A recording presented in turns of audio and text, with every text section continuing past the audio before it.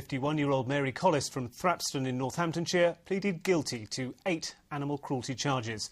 She'll be sentenced at a later date. Emma Baker was at Wellingborough Magistrates Court. Hungry, thirsty and living in squalor. These dogs were among 99 St Bernards abandoned in filthy conditions with no fresh food or water. All while their owner was on holiday in Tenerife. Today, that owner, Mary Collis, pleaded guilty to causing unnecessary suffering to 85 dogs and failing to meet the welfare needs of another 14. The RSPCA say they've never seen a case like it. The conditions were appalling. There was no water, no food. The dogs were emaciated. Some of them were in collapsed conditions. We do deal with households where they've got multiple cats, dogs and even horses and farms, but to have 99 on one case is quite unprecedented. The dogs were kept at kennels at these premises in Bridstock near Corby. The site has now been sold and is owned by new owners, but at the time when RSPCA officers arrived, they found the dogs in extremely poor conditions.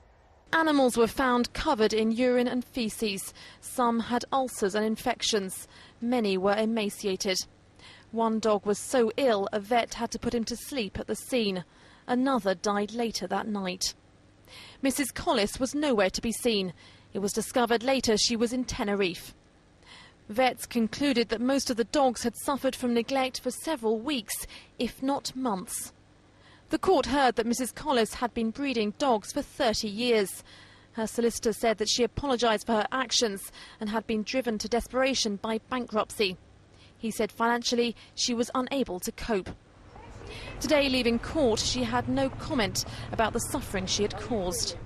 Mrs Collis, have you got any regret for all the distress you've caused to animals? Collis will return to court in 3 weeks' time when she will be sentenced. She could receive up to 6 months in prison. Emma Baker, Anglia News, Wellingborough.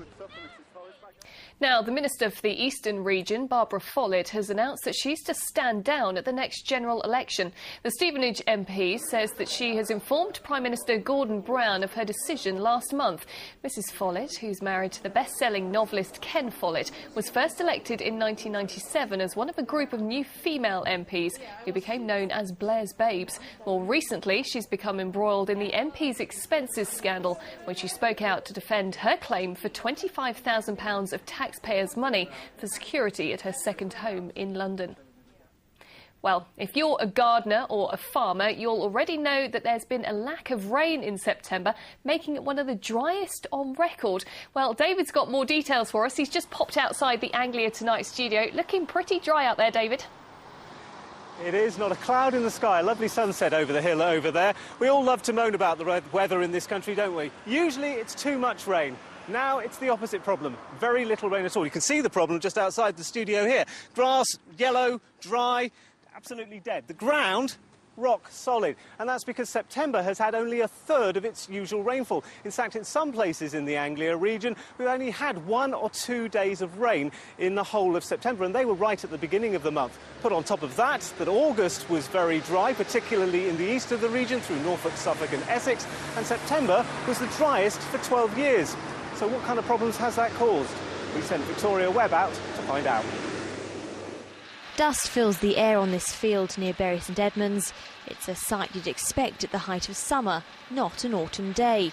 As farmers prepare the seed beds for their winter crops, their machinery is having to get through very dry land. Conditions this year have led to good quality sugar beet, but farmers like Bill Baker are now struggling to get them out of the ground.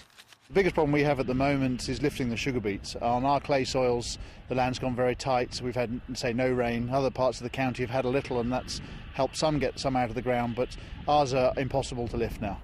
They're wearing a huge amount of metal out, trying to get them out of the ground, and their work rates are very low.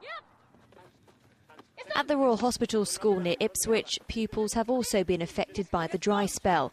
The grass on the playing field is patchy, and the hard ground has meant teachers have had to adapt their training exercises. The boys are all being told to wear training shoes rather than studs because we've had lots of soft tissue injuries. It's also affects our fixtures programme, which is our means to our end with a lot of it. Our fixtures here have been cancelled. We haven't played any matches at RHS yet. The region's September rainfall total stands at 16 millimetres. Normally it's 55 millimetres. So although it hasn't been the driest September since 1914, it is in the top 10. 7 of the 9 months so far this year have been drier than normal. Only February and July were wetter than average. 3 years ago, the drains in Great Yarmouth couldn't cope with September's torrential rain. Many parts of the town were flooded when they experienced a month's rainfall in just 6 hours. In contrast to that, these ducks in Witham are now searching for water. They're waddling rather than swimming in their pond, which is completely dried out, leaving them with nowhere to escape predators.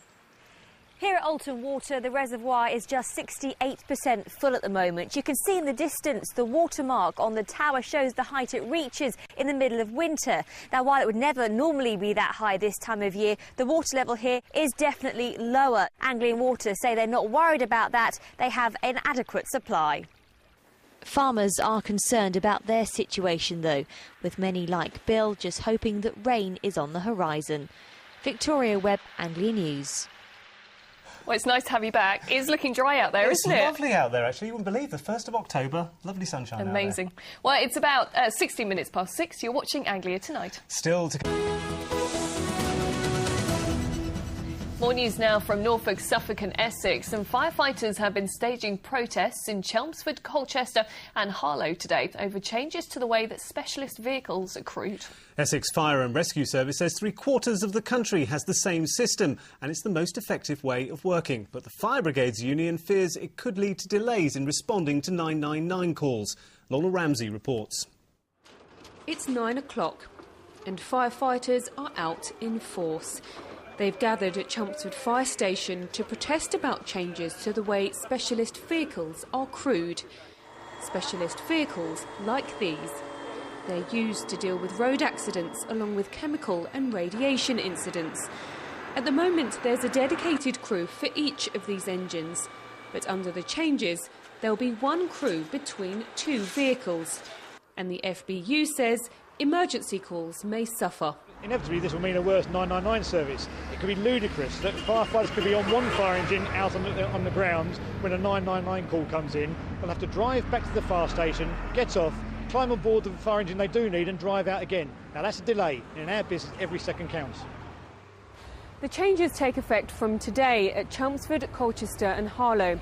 Essex Fire and Rescue Service say they're designed to use crews more effectively. Fire chiefs based here in Kelvedon also point out the chances of both an aerial ladder platform and a chemical incident vehicle being needed at the same time are rare, around 3 times a year. What will happen is you'll have the same number of firefighters at an incident to deal with emergency. You'll just have less sitting back at a fire station not doing anything. The new crewing system has been brought in at Chelmsford, Harlow and Colchester first.